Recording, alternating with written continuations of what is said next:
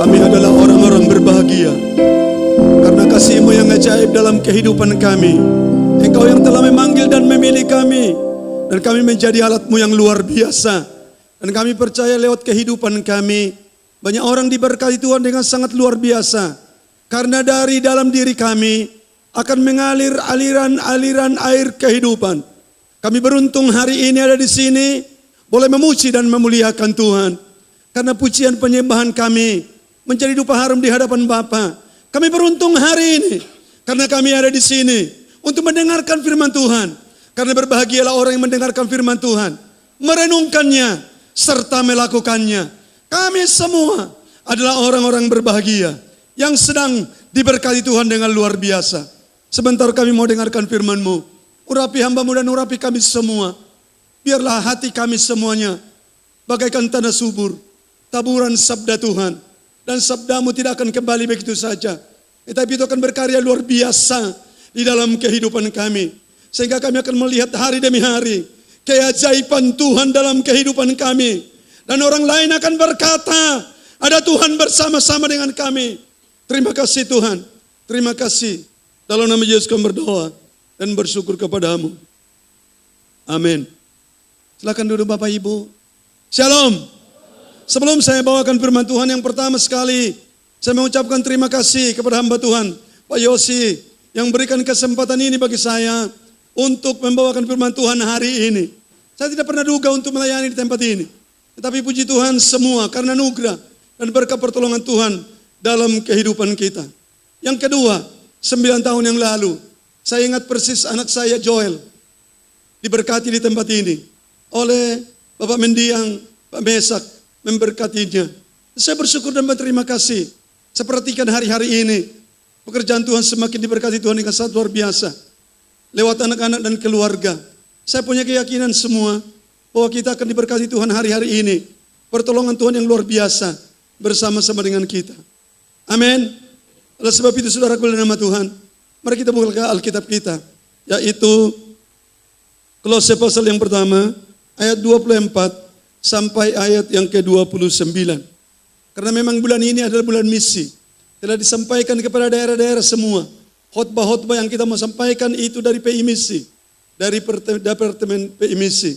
Oleh sebab itu mari kita perhatikan firman Tuhan hari ini, yaitu fokus pada tuaian. Sama-sama dulu. Fokus pada tuaian. Lebih sungguh lagi. Jadi orang-orang Jakarta saya percaya suaranya harus mantap-mantap. Karena ini adalah menjadi tolak ukur bagi daerah-daerah. Semangatnya Jakarta itu harus terbawa ke daerah. Fokus pada tuaian. Oleh sebab itu kita mau baca firman Tuhan. Saya akan bacakan ayat-ayat genap dan saudara-saudara baca ayat yang ganjil. Kita mulai. Sekarang aku bersuka cita bahwa aku boleh menderita karena kamu dan menggenapkan dalam dagingku apa yang kurang pada penderitaan Kristus untuk tubuhnya, yaitu jemaat.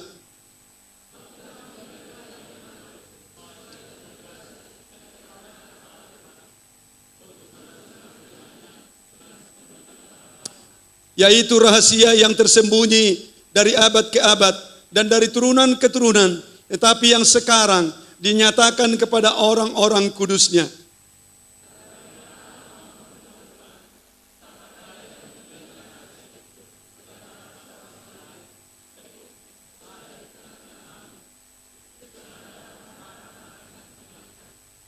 Dialah yang kami beritakan apabila tiap-tiap orang kami nasihati dan tiap-tiap orang kami ajari dalam segala hikmat untuk memimpin tiap-tiap orang kepada kesempurnaan dalam Kristus.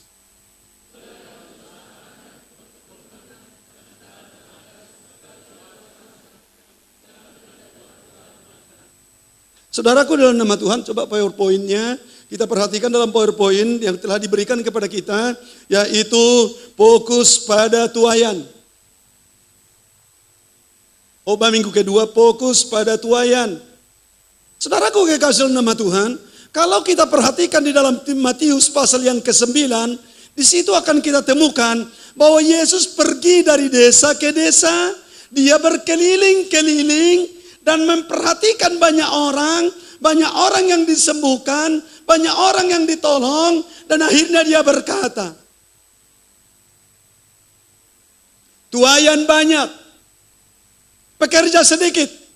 Oleh sebab itu mintalah kepada yang mempunyai tuaian itu, supaya penuai semakin banyak. Katakan amin. Saudara dan saya, kita semua sebenarnya dipanggil oleh Tuhan untuk maksud yaitu menjadi penuai-penuai. Katakan menjadi penuai-penuai. Makanya sampai Yesus berkata dalam Matius pasal yang ke-10 ayat 8, kamu terima cuma-cuma, kamu harus beritahukan cuma-cuma. Dosa yang paling besar katanya di Timur Tengah, di padang gurun adalah jika seseorang menemukan air, tidak diberitahukan kepada temannya, itu dosa terbesar. Artinya, kalau kita sudah diselamatkan Tuhan, kita tidak boleh berdiam diri. Tugas kita adalah untuk memberitahukan kepada orang lain. Katakan amin. Kalau kita lihat juga di dalam yaitu Yohanes pasal yang keempat ayat ke-15. Akhirnya dikatakan di sana, pandanglah tuaian sudah menguning. Kamu katakan 4 bulan lagi, tetapi sekaranglah waktunya. Yohanes pasal 4 ayat yang ke-15. Kalau kita perhatikan di situ bahwa tuaian adalah fokus utama dalam kehidupan kita. Katakan amin. Kalau untuk menjadi kaya, untuk menjadi orang pintar, ateis, komunis, tidak ada pujian penyembahan, tidak ada berdoa, tidak pergi ke gereja, tidak ada kolekte, tidak ada persepuluhan, itu mereka miliki. Tetapi satu hal yang istimewa yang tidak mereka miliki adalah keselamatan yang kita miliki daripada Tuhan kita Yesus Kristus. Makanya sampai dikatakan dalam Yohanes pasal 6 ayat 33. Karena begitu besar kasih Allah akan dunia ini, Ia telah mengaruniakan anaknya yang tunggal, supaya setiap orang yang percaya kepadanya tidak binasa, melainkan beroleh hidup yang kekal. Berikan tepuk tangan bagi Tuhan kita. Oleh sebab itu saudaraku kekasih nama Tuhan, kita perhatikan di sini bahwa tuaian itu kita menjadi penuai-penuai yang sangat luar biasa. Rasul Paulus menjelaskan bahwa dalam perjalanan tugas pelayanan yang dipercayakan Allah baginya,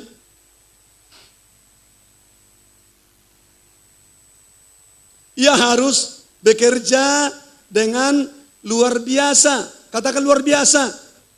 Karena dia mengerti kalau dulu agamanya adalah paling hebat bagi dia.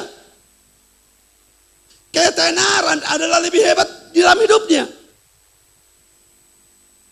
Tetapi ketika dia bertemu dengan Tuhan Yesus, dengan panggilan itu terjadi dalam hidupnya, maka kita perhatikan.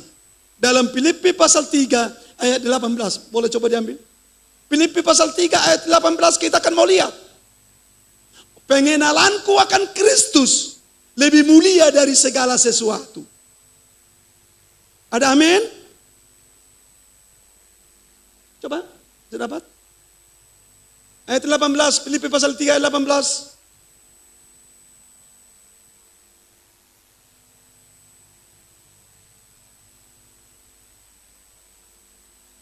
Dan akhirnya dia anggap segala sesuatu adalah sebagai sampah. Hebat ya. Segala sesuatu dinilainya sampah. Bagaimana? Ada, coba bisa dapat Filipi pasal 3 ayat 18.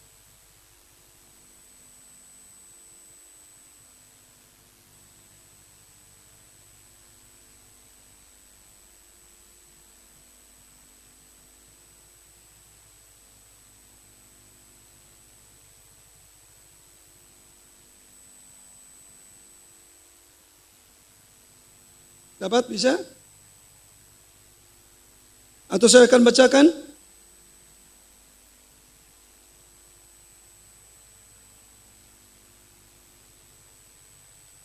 Ayat Ayat 8 ya, 8, maaf. Ayat 8. Malahan segala sesuatu kuanggap rugi karena pengenalan akan Kristus Yesus Tuhanku lebih mulia daripada semuanya. Oleh karena dialah aku telah melepaskan semuanya itu dan menganggapnya sampah sampai aku memperoleh Kristus. Ayat 8 coba kita sama-sama 1, 2, 3. Malahan segala sesuatu kuanggap rugi karena pengenalan akan Kristus Yesus Tuhanku lebih mulia daripada semua. Oleh karena dialah aku telah melepaskan semuanya itu dan menganggapnya sampah supaya aku memperoleh Kristus. Katakan amin. Saudaraku dalam nama Tuhan, kalau ada mobil kita, pandangan kita itu sampah dibanding dengan Kristus. Rumah kita yang besar boleh menjadi sampah dianggap Kristus. Maka yang termulia bagiku, yang termulia bagi kita adalah Kristus. Amin.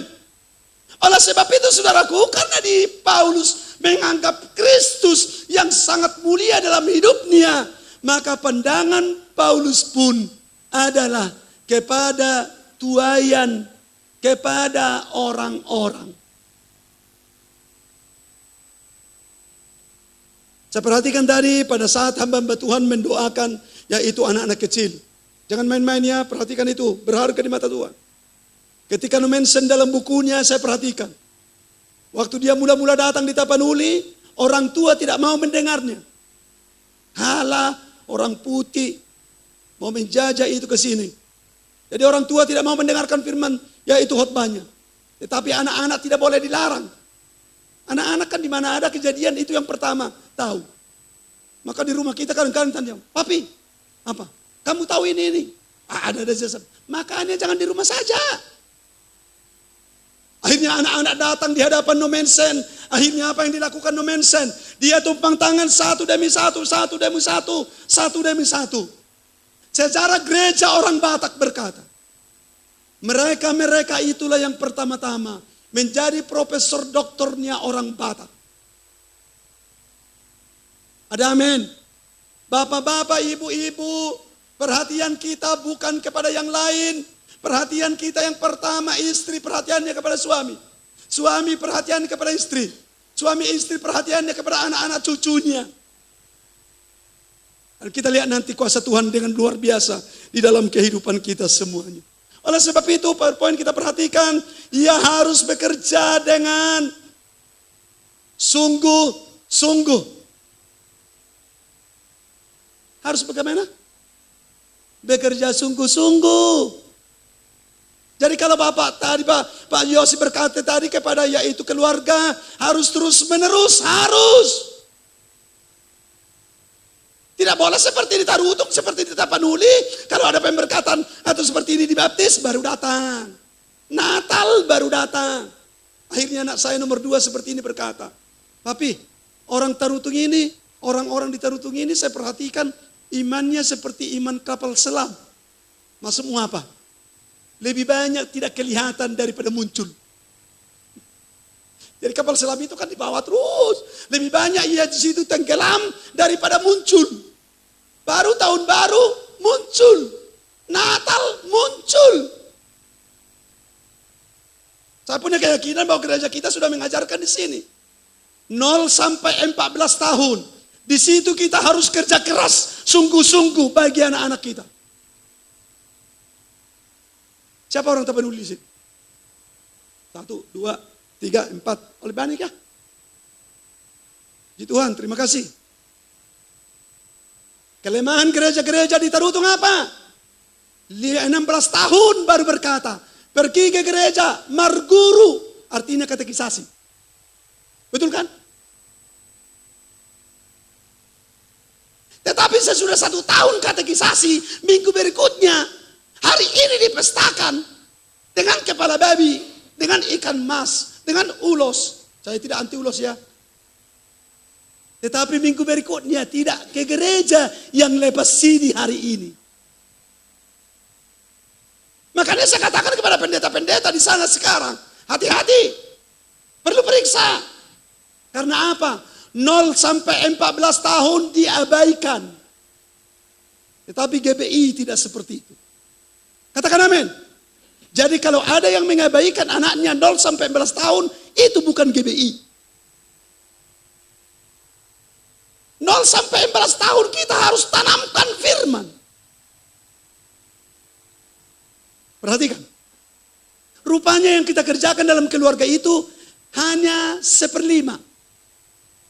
Taruhlah rata-rata umur manusia kan berapa tahun? 70. 1 sampai 14 itu berapa? 1/5. 4/5 sudah dah. Mereka menjadi pelayan Tuhan yang luar biasa. Menjadi orang-orang yang hebat, yang dihebatkan oleh Tuhan. Narkoba nahi. Tidak akan datang kepada mereka. Karena apa? Sudah tertanam firman Tuhan. Makanya orang tua yang membawa anaknya tadi, berikan firman Tuhan bagi mereka. Gereja yang pertama bukan ini. Bukan gereja yang kita bangun ini. Gereja yang pertama adalah keluarga. Katakan amin. Berikan tepuk tangan bagi Tuhan. 1/5 kita capek. 4/5 nanti dia sudah bebas dengan sangat luar biasa. Untuk kemuliaan bagi Tuhan. Apapun godaan bagi mereka, tidak akan bisa. Karena mereka sudah kuat di dalam Tuhan. Makanya dikatakan dalam Alkitab, Ulangan pasal 6, ayat 6 dan 7. Kamu harus beritahukan kepada anak-anakmu berulang-ulang. Apa? Sekarang tidak. Kamu sudah les bahasa Inggris? Sudah. Les matematika? Sudah. Les IPA? Sudah. Les firman Tuhan mana ada? Makanya sekarang ini kan kita harus buat sebenarnya, GBI nanti harus buat itu. Yaitu les firman Tuhan. Gratis. Itu kelemahan gereja hari-hari ini. Tapi kita harus bekerja dengan sungguh-sungguh. Katakan bekerja dengan sungguh-sungguh. Saya sudah 40 tahun gembala sidang. Sesudah saya bertobat, kaum muda yang di sini perhatikan baik-baik. Sesudah saya bertobat tahun 71, bulan 4 tanggal 14. Mulai dari saat itu, terus kubuat janji dalam hidup saya. Sekali mengikut Tuhan, terus mengikut Tuhan. Amin. Sedangkan RRI-nya Indonesia berkata, sekali di udara, tetap di udara. Itu RRI. Apalagi kita.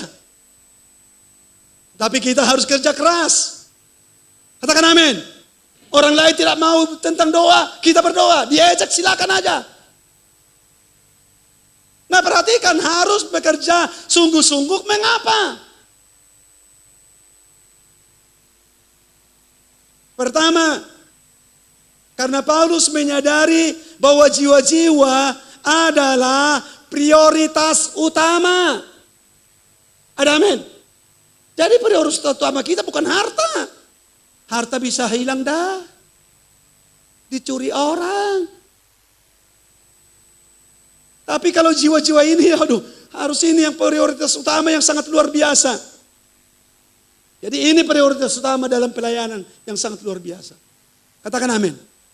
Oleh sebab itu pernah Paulus menegur para pelayan-pelayan di Filipi. Ada mereka dikatakan untuk mencari duniawi.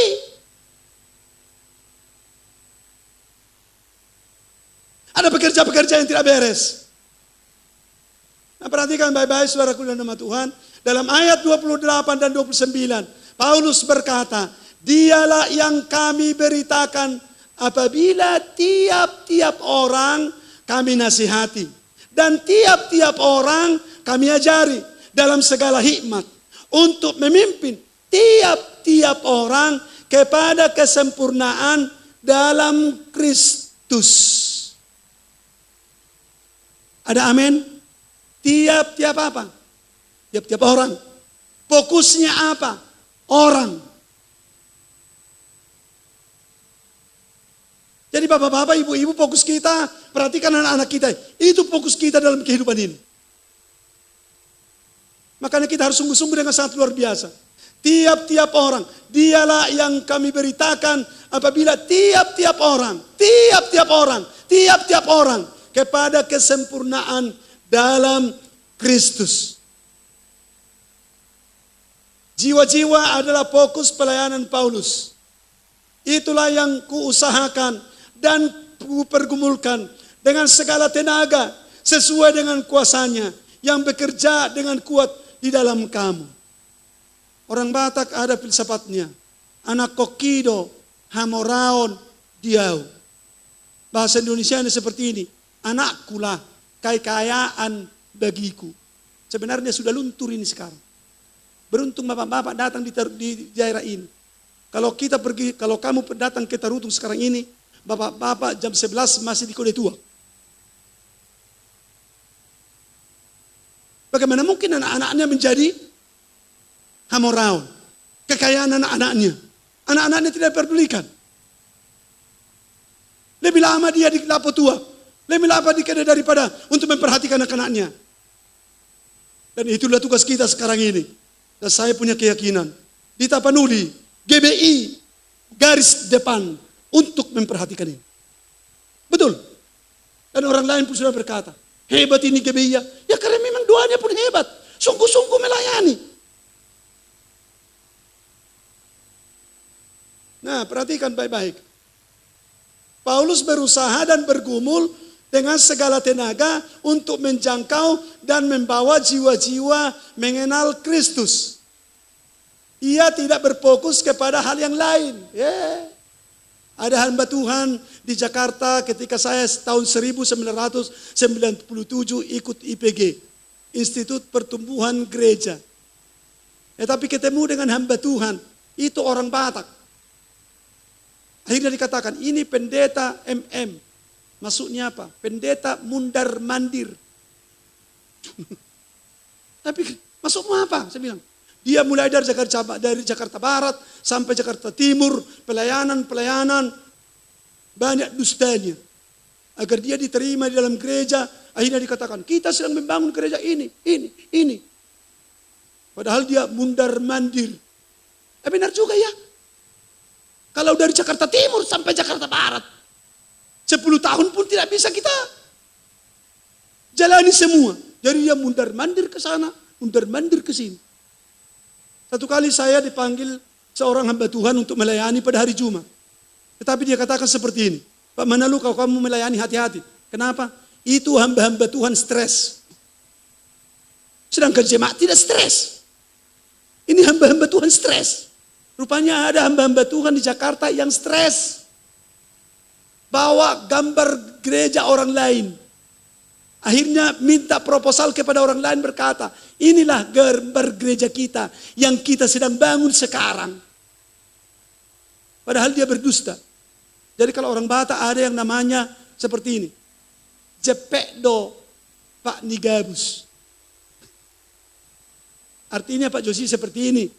Bahwa orang berdusta itu tidak akan lama. Sebentar akan ketahuan. Asli akan ketahuan. Akhirnya lama-lama 2 tahun, ke 3 tahun tidak kelihatan lagi dia. Karena tidak mau lagi orang menerima dia untuk berkhotbah. Karena khotbah itu bukan hanya perkataan seperti ini di mimbar. Khotbah itu adalah karakter hidup kita. Katakan amin. Khotbah yang dikerjakan. Pekerjaan yang berkhotbah. Sama-sama dulu. Khotbah yang dikerjakan. Pekerjaan yang berkhotbah. Mana sebenarnya yang lebih kuat ini? Pekerjaan yang berkhotbah. Makanya saya katakan berkhotbah itu tidak mudah. Karena khotbah kita akan diteliti oleh orang lain. Benarkah apa tidak? Oleh sebab itu saudaraku dalam Tuhan, Paulus berusaha dalam bergumul dengan segala tenaga untuk menjangkau dan membawa jiwa-jiwa mengenal Kristus.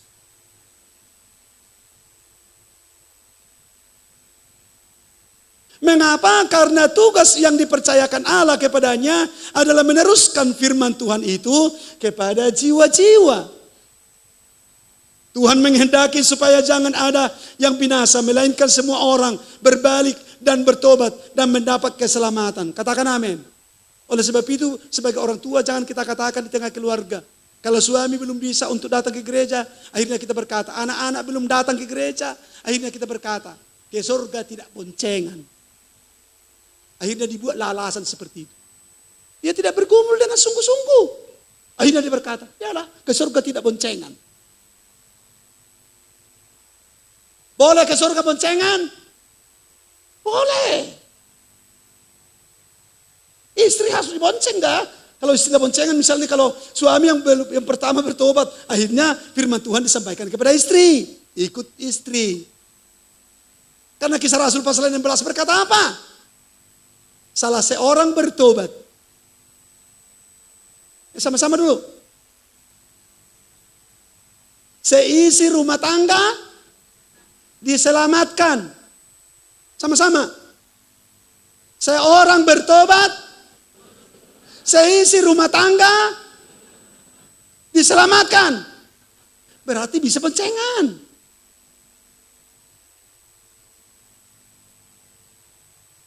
Katakan amin. Oleh sebab itu saudaraku kasih nama Tuhan, tahun 1995 saya di satu gereja 20 tahun menggembalakan di sana. Saya buat penelitian. Saya pindah ke GBI bukan karena persoalan, tetapi penelitian. Gereja yang saya tinggali tidak boleh membawa banyak orang kepada Tuhan. Tidak ada visinya jauh ke depan. Tidak bisa melihat 40 tahun ke depan. Akhirnya saya katakan, saya tidak mau tinggal di gereja ini. Saudaraku, apa yang terjadi? Bulan 2 saya datang di Jakarta ini untuk berkhotbah. Diminta oleh salah seorang adik kelas saya waktu sekolah di Pematang Siantar.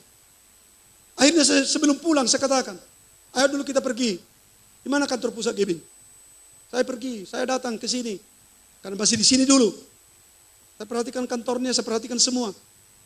Akhirnya di puncak dalam doa puasa, saya katakan, mulai hari ini saya GB. Wah, kamu kupanggil di sini bukan menjadi GB. Melayani. Berani kamu tinggalkan gerejamu yang hanya finishing saja. Dan itu gereja terbesar di Tarutung. Berani. Maksudmu apa? Saya katakan seperti ini.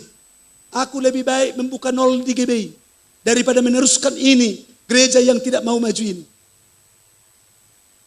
Karena saya perhatikan, mulai dari SMA, mulai dari SD atau kecil sampai SMA masih di gereja itu. Mahasiswa tidak di gereja itu lagi, anak-anak gereja itu. Menjadi pengusaha tidak di gereja itu lagi. Akhirnya saya berkata, aku tidak mau seperti itu. Anak-anakku harus bersama-sama dengan saya untuk melayani. Mungkin saudara tahu Joel pernah di sini melayani ya.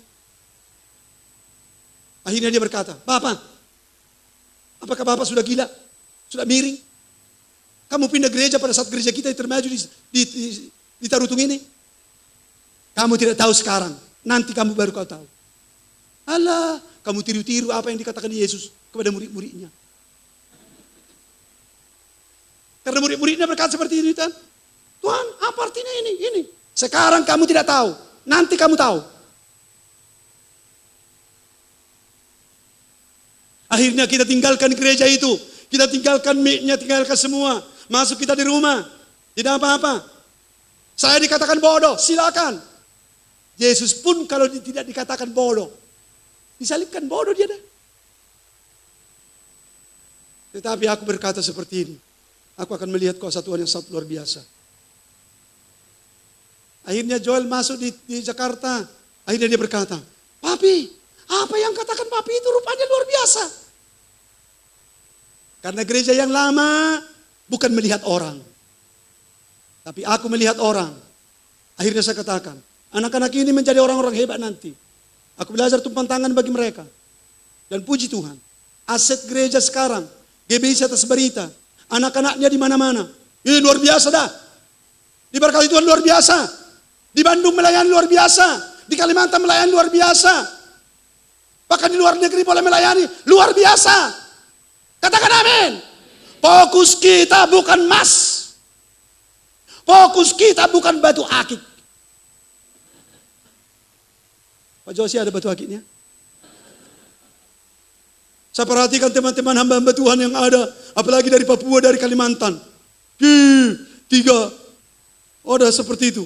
Akhirnya saya katakan seperti ini. Kalau mungkin Bapak ini berkhotbah ya.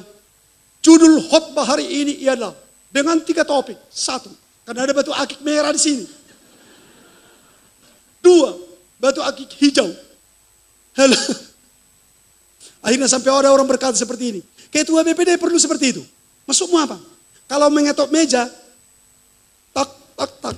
Tidak perlu palu lagi. Ada-ada saja ini. Baru di televisi kita tahu. Dibunuh karena batu. Halah. Fokus kita apa? Orang. Ketika Joel dikatakan di Jakarta berkata seperti ini. Joel, pasti bapakmu orang kaya. Datang ke rumah kami. Supaya kamu lihat kursi-kursi kami. Berdangdut. Fokus kita orang, katakan amin.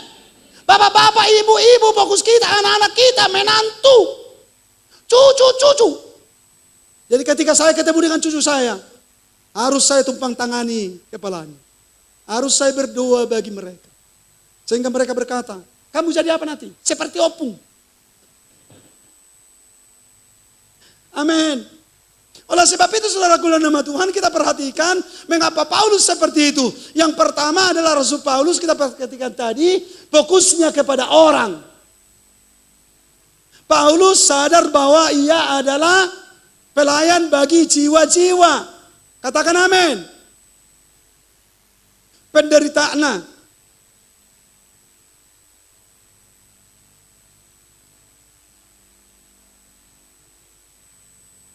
Makanya penderitaan bagi dia tidak menjadi masalah. Tantangan pun bagi dia tidak menjadi masalah.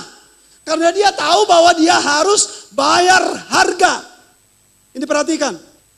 Penderitaan dan tantangan dalam pelayanan adalah harga yang harus dibayar. Ini yang kedua kan. Jadi tantangan itu biasa. Makanya saya katakan kepada rekan-rekan hamba Tuhan, jangan lihatlah sekarang. Tanya saya, di mana aku 40 tahun yang lalu?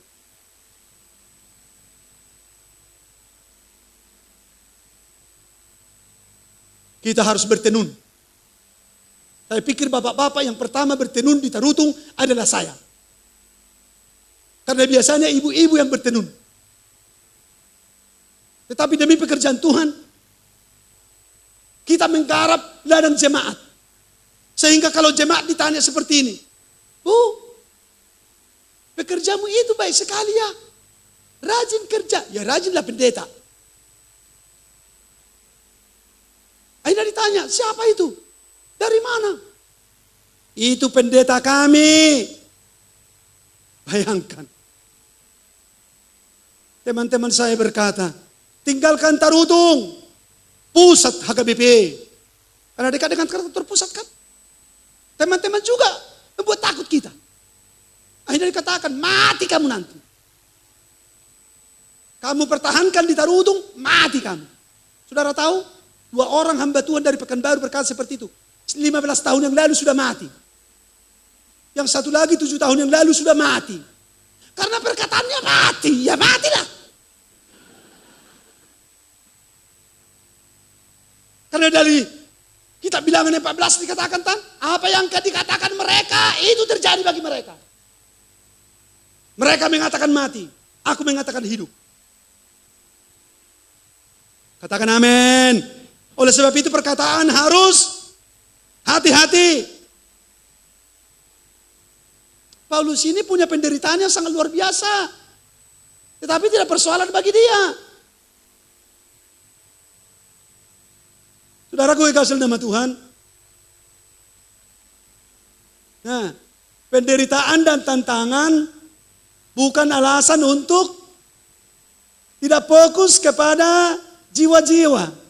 Nah, sekarang aku bersukacita bahwa aku boleh menderita karena kamu dan menggenapkan dalam dagingku apa yang kurang pada penderitaan Kristus untuk tubuhnya, yaitu jemaat. Paulus pun berkata, kamu menerima bukan hanya kasih karunia, Tetapi kamu harus siap untuk menderita karena Kristus. Katakan amin. Bukan seperti sekarang GBI sudah dihormati di Tarutung. Kalau 20 tahun, 40 tahun yang lalu kalau kita masuk mobil, puji Tuhan.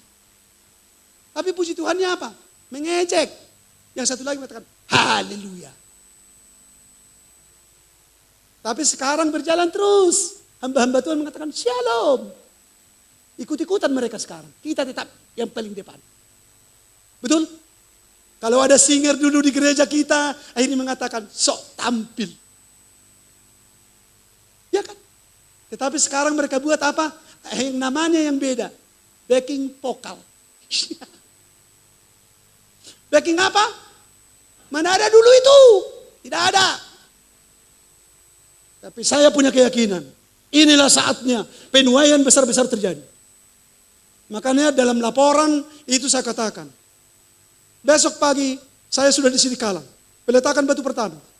Tanggal 14 saya sudah di salah satu gereja di daerah Balige untuk peresmian. Berarti mulai dari bulan 3, bulan 1 sampai bulan ini sudah 7 gereja yang diresmikan. Berikan tepuk tangan bagi Tuhan.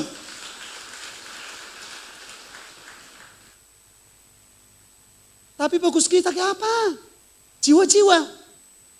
Saya ulang yang pertama ya. Tanggal bulan 8 kita yang masih kumpul ya, Pak Josi.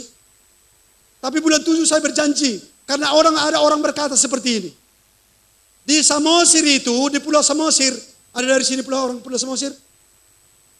Gak ada. Akan didirikan Unhad. Unhad itu artinya Universitas Hadatuon. Universitas Kedukunan.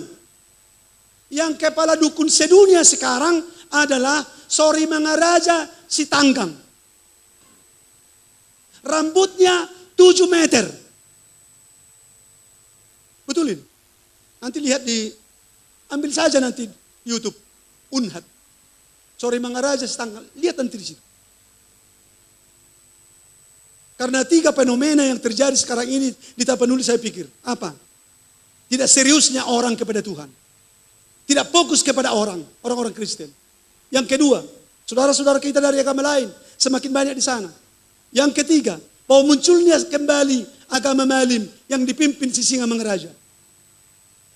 Jadi mereka sekarang mencari yaitu Mesias ke-13. Yang akan lahir nanti di tengah-tengah orang Batak yang lidahnya berbulu.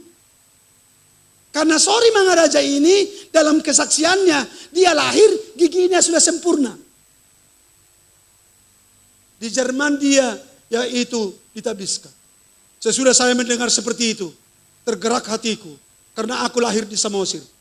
Aku akan buat 2 keliling di Samosir. Akhirnya tanggal 31, pulang dari Jakarta ini, sesudah selesai rapat, tanggal 31 kami lakukan yaitu 2 keliling di Pulau Samosir. Kira-kira 5 jam, 3 mobil, 2 keliling. Pada waktu itu saya katakan, kita akan berdoa, tidak cukup ini. Kita akan berdoa, supaya nanti kita lewat danau. Mungkin tahun depan. Tahu-tahu bukan tahun depan, tetapi tanggal 29 September yang lalu. Kita lakukan lagi 2 keliling, untuk yaitu dari laut, dari danau. GBI harus menjadi yaitu pioner yang luar biasa. Katakan amin. Karena fokusnya, walaupun tantangan ada. Tantangan kita dari mana? Dari gereja-gereja besar. Apa yang mereka boleh buat? Mereka itu orang-orang miskin. Kalau Tuhan bekerja dengan sangat luar biasa, mereka itu orang-orang biasa. Oh, jangan lupa mereka. Oh, Yohanes dan Petrus adalah orang-orang biasa. Tetapi boleh menggemparkan Yerusalem dengan sangat luar biasa. Katakan amin. Oleh sebab itu dukung dengan doa. Tantangan banyak, tetapi kita harus maju dengan sangat luar biasa. Terus, nah kita perhatikan saudaraku dikasih nama Tuhan, bahwa banyak orang mundur dalam pelayanan dan tidak fokus lagi untuk jiwa-jiwa karena tidak siap menghadapi penderitaan dan tantangan. Anak saya Joel, dia lahir, yang dimakan ibunya, ubi kayu. Tetapi saya punya keyakinan, itu tidak pernah menjadi masalah bagi kita. lumayan lagi ubi kayu ada.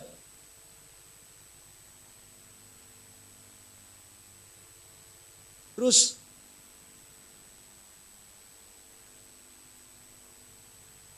coba perhatikan perkataan Yesus. Serigala mempunyai liang dan burung di udara mempunyai sarang. Tetapi anak manusia tidak mempunyai tempat untuk meletakkan kepalanya. Tetapi itu tidak mengurangi dia dalam misinya untuk menyelamatkan saya dan menyelamatkan kita semua. Kalimat Yesus ini seolah-olah ingin mengatakan bahwa dari semula kehadirannya sudah ditolak oleh ciptaannya dan juga keluarganya dan juga lingkungannya. Artinya, jika ingin menjadi murid Yesus, maka harus siap ditolak oleh semua orang yang membencinya. Tetapi kita akan maju terus dengan sangat luar biasa. Selanjutnya, dalam ayat 60 Yesus mengatakan, biarlah orang mati menguburkan orang mati. Tetapi engkau pergilah dan beritakanlah Injil Kerajaan Allah di mana-mana.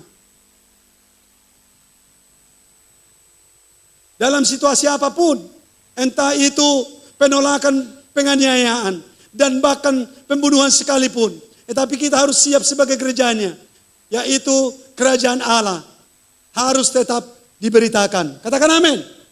Kita harus siap untuk itu dalam segala situasi apapun.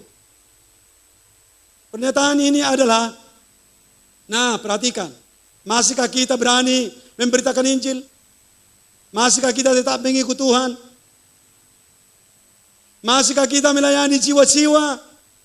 Tetaplah fokus melayani jiwa-jiwa. Yang ketiga, Rasul Paulus tidak melihat ke belakang, tetapi memandang kepada Kristus. Mengapa? Sebab melayani adalah tugas panggilan surgawi yang dipercayakan kepadanya. Dalam Filipi pasal 4 ayat 14. Filipi pasal 3 ayat 14.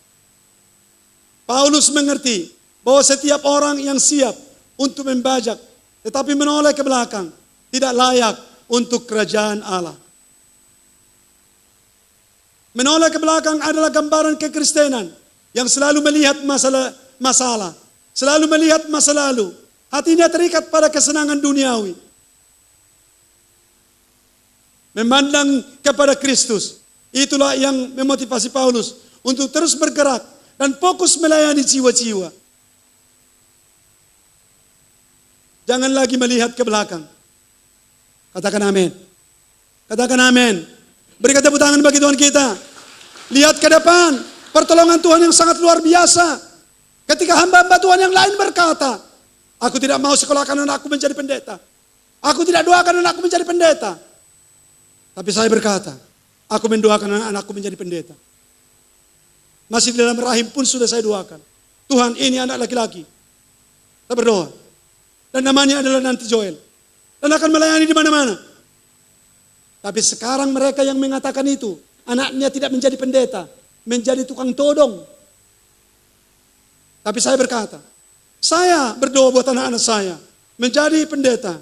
Karena kalau bukan kita sekarang ini dengan serius supaya mereka ikut memikul salib, supaya mereka ikut berani memberitakan Injil di mana-mana. Amin. Oleh sebab itu saudaraku kasih nama Tuhan, saatnya sekarang kita tidak boleh main-main. Lebih kuat lagi. Saya sudah 65 tahun. Tapi puji Tuhan masih semangat lagi untuk melayani dengan sangat luar biasa. Karena fokus kita adalah jiwa-jiwa. Laporan ke BPH nanti, kami percaya, Tapanuli luar biasa. Katakan amin. Karena kami tidak melihat persoalan-persoalan yang lalu.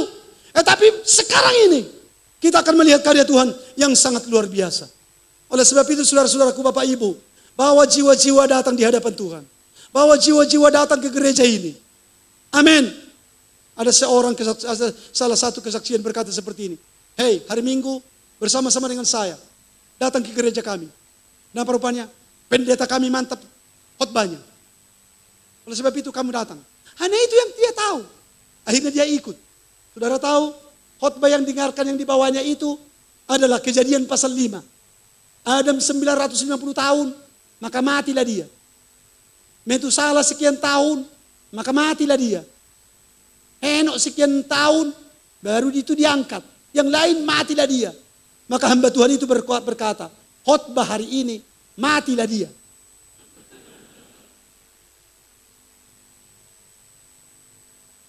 Yang membawa itu apa yang dikatakan? Aduh, Tuhan, kenapa hari ini ku bawa temanku ini? Khotbahnya tidak bagus.